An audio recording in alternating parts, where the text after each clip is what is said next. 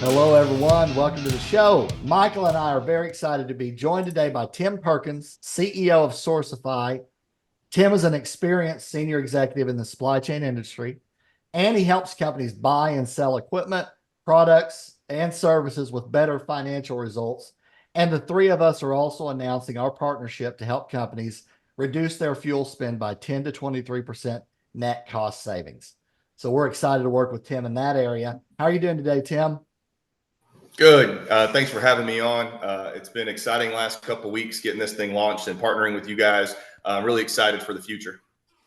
Absolutely. We are as well. And our big topic for today is going to be why companies spend too much on their equipment, products, and services. So, Tim, just to kick things off, you and I met a couple of years ago and we collaborated on some things prior to all of us three partnering on fuel reduction for trucking fleets. For those who don't know you yet, tell us a little bit about your career journey and what you're doing now. Yeah, sure. So most of my network knows me as the supply chain headhunter. So I was a headhunter for almost a decade doing director level to C-level roles with Fortune 500 organizations. So transportation, asset-based companies to big box distribution companies. So that was what I was known for. I just grew a huge LinkedIn network of about 37,000 connections that are only within supply chain. And so that allowed me to really grow my network. From there, launched a trucking company with two partners and was able to grow it almost to $100 million in the first 3 years without any private equity or venture capital, and went from zero to almost 500 assets. And so in that endeavor, I was tasked with finding truck parking, equipment, day cabs, trailers, different types of products and services. And I realized it wasn't as easy unless you have a network and where to find these opportunities. And so as I started helping organizations find equipment, I realized how much some companies were overpaying simply because they didn't know where some of the really good product and equipment service suppliers are located. Because some truck companies have great products, but if they don't market or sell, no one might even know they exist. And so, and that really gave me the passion to be able to help organizations source from needing warehouse space to equipment to truck parking, merger and acquisition opportunities, all things that I've done in my past. I just didn't realize there was that gap of experience within organizations. And so that brings me where we're at today is, fuel cost savings is another huge piece of the expense that transportation organizations have. And so being able to offer a solution to increase that profit margin is something that I'm passionate about to be able to give back to customers, but that they're really excited to hear more about, because at a time like this in our industry, sometimes additional revenue is not always possible. So where can you find cost savings? And I think within your fuel is a really good opportunity. Absolutely. Yeah, it's the number one cost of operating a big rig. So that's a big one. But you also work in the warehousing space, racking, equipment, across the board services. So it's fun to follow what you're doing and also partnering on this fuel front as well. So Michael, I was gonna say real quick, I've got a T-shirt of yours, Tim, that I think you could make it a little bit longer. I mean, it's only got like 20 things that you can help people get on it, and it was funny. I had to fit it on my son. My youngest is 7 years old, and you look at his back, and it's just like all the way down, and it's fun watching, but. It's very similar to my Van Halen World Tour T-shirt that I had from the 70s on the back, listing the same. Well, it was funny. It's just, when you have a network, and I know we'll get into it, but it's like really understanding how to maximize relationships and understand what your customers' needs are, not transactional needs, but if you need a truck, well, what do you need the truck for? Well, I need the truck because I haul reefers. Well, why is that important? Well, because my customers need this type of product. And so when you really start learning what the purpose is of their business, you can offer solutions that really initially was not the beginning of the conversation, right. But you start to realize, oh, this is where I can really help your business. And so those needs of saying, hey, how can I help you? Versus I have a truck or I have a warehouse space, just how can I help you? that really created that. Well, Tim, can you actually find warehouse space, or we need to transload in Laredo, or I'm needing a minority owned carrier to check a certain box of where we're EEOC compliant. There's just different things that you can be asked that if you just simply say, how can I help you? It'll be interesting to see how much your customer feels you care about their business versus the transaction. Sure, absolutely. No, Excellent point. relationships are extremely important. And helping people at the end of the day, make more money, That's it.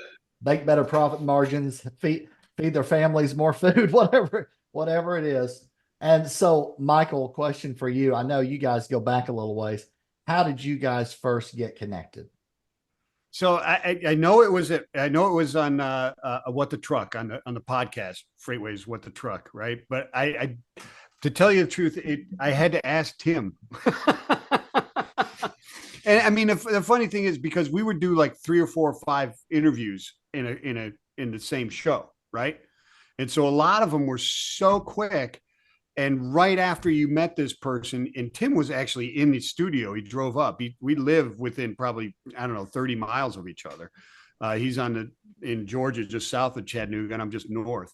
But you meet these people for 5 minutes, and then you're already meeting a new person you've never met before. That goes out of your mind so fast. It's really difficult. And I hate that, because there are so many people. I hate it and I love it, because there's so many people that I met like Tim that now we're really starting to connect. But we could have, for the last 2 years, if it wasn't that I was going to now interview 5 more people the next day, type of thing. You know what I'm saying? But yeah, it's kind of fun. But that's that show was huge for us and me personally, because I know at What the Truck, you have to be picky with who you have on. Right. It can't just be an open, anyone that wants to be on, you can be on. So it really validated a little bit of what we were doing. It validates what I'm doing now, being able to have these conversations, because, it's one thing to hop on a podcast with, 50 followers. It's another thing to hop on a podcast with, tens of thousands, hundreds of thousands of followers and subscribers, because you're risking your brand and reputation having us on.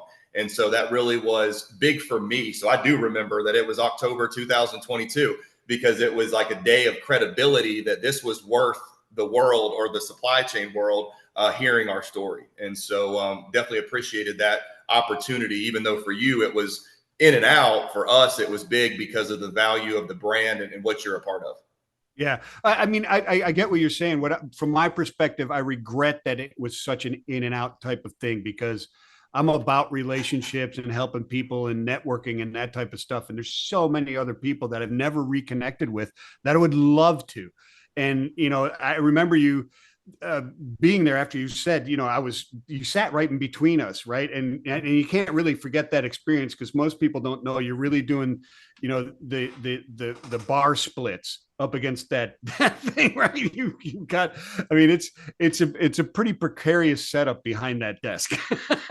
Let's put it that way. Absolutely. Let's put it that way. Yeah. But yeah, and most of those interviews, I'd wanted to talk for hours and hours and hours and keep doing it. But I mean, that was the point of the show, and still is the point of that show, right? Is to give those entrepreneurs and get into the personalities and people that are making us drive to try and inspire other people. That's what Andy and I are trying to do, and you're trying to do right now. Is inspire people, right? Inspire people that, listen, sustainability and business go hand in hand. They can go hand in hand. You can actually make money by being more sustainable and doing the right things. Absolutely. Yep. Michael and I first met through Freightways What the Truck as well. That's right. Then just, started talking here and there every once in a while. Came on together, I think, 3 different times, 2 on yours and 1 on our show. And then we just kept on kind of talking, fortunately. Yeah. And well, we did that whole Van Halen Schroeder collaboration, musical collaboration too. We did. Yep. I was Schroeder on the piano. That's right. And, that's right. Trying to play a track for a punk rock song that Michael had coined. So it was an interesting collaboration, that's for sure. It was in the style of the Ramones, is what it was. Yes, it was. Absolutely. I'll never forget that. Yeah, but I've been on the buy side and the sell side during my 29-year career, right? And I've seen some deals where companies saved millions of dollars or made millions of dollars. I mean, these transactions. And like you said, a lot of it takes strategy, you know, and knowing what are you going for, what's the long game? What's the long game here? And then you figure it out and put it together and so forth. So Tim, question for you. Why do you think companies spend too much on their equipment, products, and services? It's a tricky question because I never would want to tell, a customer things they don't do well. I have to be careful. And I don't think it's ever intentional. I think the top two things are one, education. They just don't know. You create a CapEx budget. This is what we've always spent. This is what this looks like. And sometimes you trust your relationship that you're just hoping you're getting a fair price. And the truth is that, we have a truck shop in Tifton, Georgia. Most of the country has no idea where Tifton, Georgia is. But there is a truck dealer in Tifton, Georgia that has great equipment at some of the lowest prices I've ever seen. And so I think a lot of it is opening their eyes up to all of the opportunities within equipment, warehouse space, racking, truck parking that they just didn't know existed. And because most sourcing and procurement departments in an organization are not incentivized by cost savings, they're just paid a salary to go purchase it based on budget. They're not incentivized to go save money. That's not part of their role. To where it only makes sense to save money because my service is a free service to customers. My customers do not pay me, or I don't invoice a customer. I'm helping product and service suppliers market what they have that most organizations don't know are out there. And so I think a lot of it is simply just education and knowing the market because it changes. Interest rates change, supply and demand changes, whether you're using chassis, the type of transportation. And so it's just keeping up with the products and suppliers that are out there. Absolutely. No, I was involved in one deal that was a $20 million 3-year contract that had been going on for about 15 years. And we came in and strategized and put together a new plan, and it went to 11.5 million in 3 years. So that's a big time, gain, but there was a little bit of pushback. Like, I'm scared. I don't know what to do. Like it's a new approach, and just not knowing that it's a possibility is a lot of it. And we had a deal, I have a trucking company that buys around 100 trailers a quarter. And, they had a budget of, $48,000 a trailer. And I came in at $45,000 a trailer. So 3,000 at 100 is 300,000 in cost savings times 4 quarters. So I'm saving you $1.2 million and I'm not charging you anything. Now, say my business is making $500 a trailer because I'm helping someone. I'm winning. The customer's 100% winning by 1.2 million. And then the person that has the trailers is like, wow, I just sold 400 trailers. So this truly is a model of a win-win-win situation because everyone's selling what they're passionate about. They're buying at a cost savings. And I get to do what I love to do, which is connect buyers and sellers together and build those relationships. Absolutely. I love helping companies win and people win in the process as well. So, Michael, as you know, fuel is the number one cost of operating a big rig. And you and I discuss sustainability topics each week, including our work with cyber fuels with an average 26.73% mile per gallon increase for trucking fleets. This is a game changer technology. So every time you say that number, I shake my head and go, it's crazy. Crazy good stuff.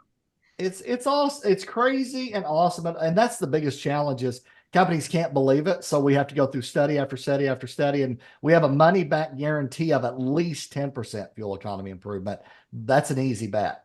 But we're getting 10 to 23% net cost reduction on fuel spent. And that's the real deal. And I know people have a hard time believing it. And it's a different technology. It's a breakthrough technology. So, I'll have fun doing that. And we're all working together now on that. It's a big time impact for companies. It is. Let me say this real quick, because Tim said something the other day when we were having a conversation, and we talked, it's almost like it seems too good to be true, right? And sometimes things seem too good to be true because they're too good to be true. And sometimes they seem too good to be true because it's the ground floor of buying Amazon stock. That's kind of what Tim said the other day, right? That's kind of where we're at, right? So I'm going to steal that, Tim, and throw it out there and give you credit all at the same time. Right. I mean, it is true. It's very true. You know, organizations come up, and if you look in the last 10 years, all of the successful companies at one time, there was doubt. You know, Amazon started off as a book company. You know, you look at just the internet in general, you look at what phones can do.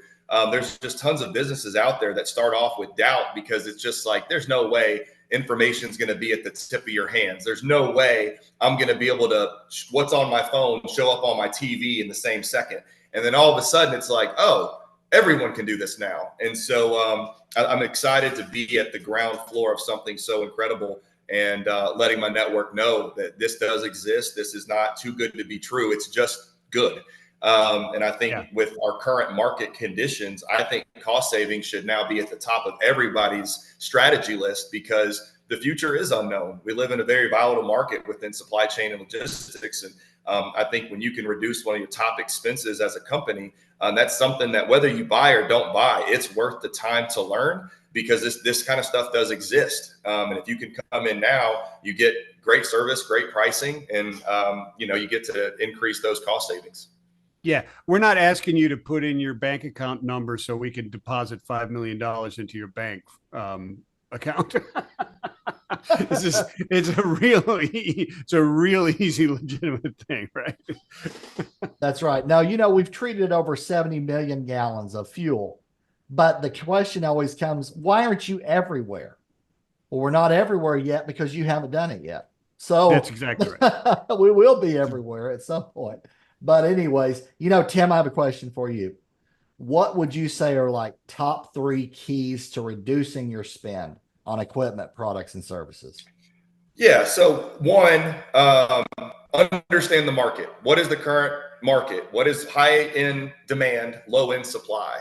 And when you understand the supply and demand of your market, whether it's, all right, man, there is no warehouse space right now that's temperature controlled in Dallas, Fort Worth, which is the case, which means if you do find it, you probably are going to pay a premium. So it's understanding those expectations to really set your bar, because you have these companies that create these CapEx budgets, but they're not really doing all the due diligence that they could do. So I think education is probably the top thing. Number 2, which is how I've made my entire career, it's maximizing your network.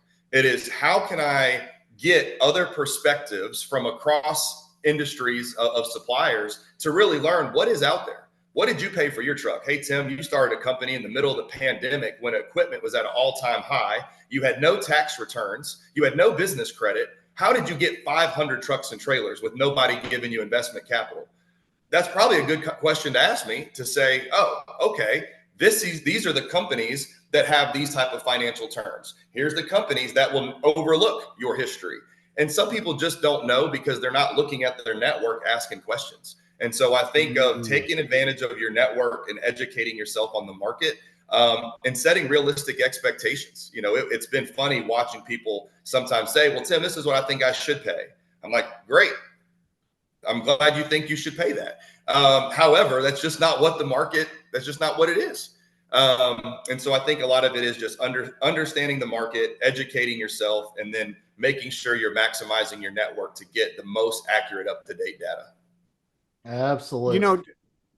Andy, if I could just for a second, Tim, it occurs to me that this is that what you're doing there at Sourcifi is really something that your procurement, if you were in a business, your procurement department really doesn't have the time to do, right? I mean, is it kind of like they don't see certain procurement things as those that they need to investigate far enough because it's that important to their business. They just need this new cog to put into the machine to go and get it in here so we can get back to our core business, when in reality, sourcing or sourcifying everything that you need is essential to the core of your business. They see it as an ancillary thing. And so the investment in making sure you have people in there that have smelled diesel before or walked through, forklift rubber, dust on the dock before, and that type of stuff, understand those things like you do and have that deep tribal knowledge of those. Is that kind of is it. That is Right? 100%. I work normally with procurement departments that say, Tim, I had one. And if you go through my testimonials on my website or my recommendations on LinkedIn, you'll see these large publicly traded companies use my service. And when I talk to these procurement managers or directors of procurement, they might be new in the role 6 months and they've never even been in trucking procurement, but they're tasked with finding equipment that has to be in this budget. And so I'm their best friend. Tim, you're going to make me look good. Go find this equipment. You'll make my job easier. And now they can focus on other tasks that they have to do in their team. And so you're absolutely right. They have a budget, a CapEx. Here's my equipment needs in each location. Tim, if you're going to not charge me $1 and go find it, yeah, I'll do it. And my team will do it. And that's where it's been awesome, because I'm doing a service really just to help the procurement department out.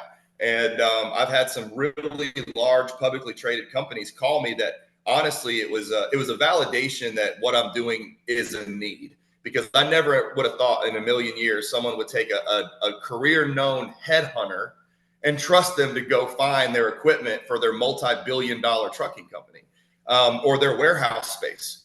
And it just tells me there is a gap in knowing how to source and knowing how to have a network. And, I didn't know what God was doing at the time, but with 37,000 connections in supply chain, I thought I'd always be looking at resumes. And instead it was like, nope, there's a much bigger plan with your network. And so it's been a great first 30 days being able to utilize it and maximize it. It's awesome. Absolutely. It's awesome. And Michael, you ran trucking fleets, right? And you still purchase products and services from the buying side. What are some of the biggest challenges or frustrations from trying to buy things, I'll tell you what, it's everything that Tim just said, right? Is, because now I'm doing it as an entrepreneur, right? So when I was doing it, running a company, I hate to say it, but there were times in my career back in the day where I was just like Tim said, I had a CapEx, and so I made it fit inside there and I made it done. I didn't maximize it as well as I probably could. And I don't think anybody really does until that purse string is your purse string. Now it changes it. I don't care how much you think you're being fiduciary in your responsibility to the company's money. You're not until it's coming out of your bank account. Then it really matters, right? And so now I really see what he's saying about that. And so the frustration to me now is the fact that I never learned all those skills that Tim has.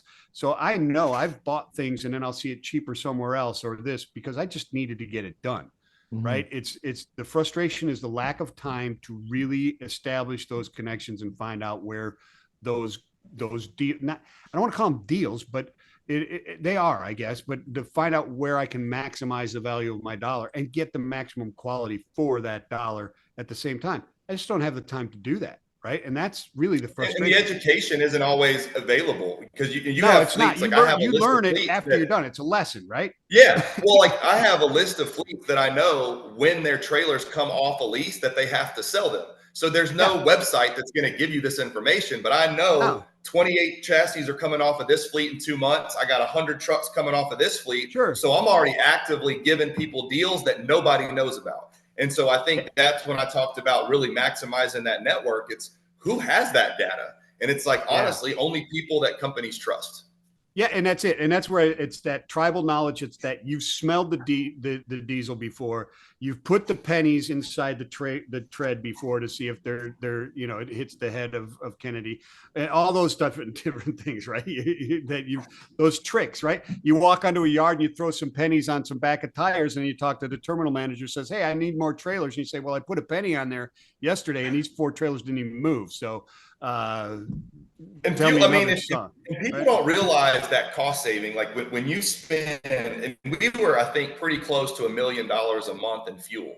And when you think of just 20%, you're thinking 200 grand times 12, $2.4 million in cost savings. What could a company do with 2.4 million? Well, there's probably most of your executive salaries. There's that. Or you're trying to create new AI within your technology. You're looking at prioritizing a TMS, but you're not sure where to get the funds. You save 20% in fuel, you have the funds right there. Yeah, immediately. Yeah, it's not like it's an investment that maybe happens in 2 or 3 years. It's immediate cash flow, immediate free up of capital to do so many other different things. It's amazing. I would say, just to answer one more thing on that, and maybe you'll have some insight into this. A lot of my frustration, to tell you the truth, is when I express the willingness to buy right now. There's not a lot of vendors out there that will respond to that. I mean, sometimes you have to beg these people to sell you something. And that, no kidding, is a frustration. The customer service, and it's baffling to me. I mean, there's been times where even I built my house a year and a half ago, and I was looking for different suppliers of different things. And I'm like, I'm trying to buy what you sell. Why can't I get your attention? I'm trying to do what your business entails. And so, and my suppliers, I try to be picky. I want to be loyal. But at the same time, just like I tell any business, you still have to perform. You still have to have a great product and a great service at an understandable cost. And so sometimes these companies take advantage of loyalty. We had a fuel program with a certain company that was giving us a certain percentage off of their fuel. And we thought it was a great deal. And we were loyal for a long time. And no one wanted to ask the question, well, what about this competitor? And so, we made the introductions and we talked, and all of a sudden we weren't getting the attention that we thought we should have been getting from our current. We changed directions because there was an additional cost saving. And then all of a sudden it's, wait, hang on, don't leave me. I thought you were loyal. And I said, we're always loyal until you give us a reason not to be. And sometimes price, customer service, are you answering your phone? And honestly, the willingness to hunt, that's one thing that me being a prior athlete, and like, I love the hunt. I like someone telling me, hey, Tim, multi-temp trailers with roll doors just don't exist on the ground. I kind of want you to tell me that. I want you to tell me you can't find temperature controlled warehouse space in Minnesota that will let me do a month to month. When you tell me that, man, it is go time. Watch this. Yeah, and, no is just a challenge to an athlete. No is just a challenge. Oh my gosh. And that's why with this fuel, it's like, what if I told you that I could save you, we just can't find cost savings anywhere. All right, well, what if I told you, and so I've enjoyed sparking these giant question marks of, wait, tell me more. Because I think one thing that I bring to the table is credibility, that I don't say anything that I don't believe in. I do not put my family's lifeline on the line with selling a product or service that is not true. Because I can't afford to call up my friends at Mars or Dollar General or HelloFresh and offer them something that I have not put my family's life on, to say, hey, babe, understand that if I make this introduction and this goes wrong, I will never have a chance to work with that customer again. That's right. And so I think that credibility that I bring, knowing that I'm a real person, I don't have this 10,000 employees. It's my credibility that I've gained to say, hey, this is real. And I'm putting my name on the line, and my LinkedIn network understands where I value that. And I'm excited to continue to make these discovery calls and watch this too good to be true story really go to fruition. Yeah, Awesome. I used to be an athlete. You can't tell it anymore, but I love the challenge as well. Like, you can no way you're going to cut my fuel spend by 10 to 23%. It ain't going to okay, hold this. Let me show you something. Yep, absolutely. Oh, yeah, it's so much fun. So, Tim, this is a final question, one I ask all my guests, right? What would you say as a final word of advice for our friends out there listening or watching today? Oh man, I think, and I know I say it a lot. It's on my slogan: maximize your network. So many phone calls start off with, this is what I do, this is what I sell, are you interested? And that's where it is. And it's looking for that transaction versus maximizing these relationships and understanding the pros and cons of the business. What are the challenges? What are the forecasts coming? And knowing that, honestly, I have to be able to say that my service might not be best for you, right? Because I want to have an honest, transparent relationship. And so I think that when you make these calls, and a lot of my network are those business development executives, those commercial executives, that in these hard times, you're told no 90% of the time in sales. And so a lot of that is because you're coming at it from a transactional approach versus saying, hey, I love what you're doing. Let's talk about what you're doing. What do you love about what you're doing? And what are some challenges? And when you hear those challenges and you come up with ideas, not sales, but just ideas. Hey, have you ever thought about this? And I think that relationship, so maximizing your relationship, I know it might be even cliche at this point, but I listen to so many calls and I see so many campaigns out there that are just, let me tell you what I can do for you. Mhm. And it's like, you haven't even learned what the problem is. You don't even have their trust for them to care what you say, because they have to trust what's coming out of your mouth. And so I think that relationships are huge. So I always loved talking with you guys, collaborating, talking about challenges, how we can help. And that's the key to everything. How can you help? If you help enough people, you'll have everything you want, basically, is the way it works. And so we collaborate, and it's fun doing this work with you guys. So that's going to do it for our show today. Thanks for listening or watching, everybody. And we will see you again on the next one. Take care. Right on. Peace.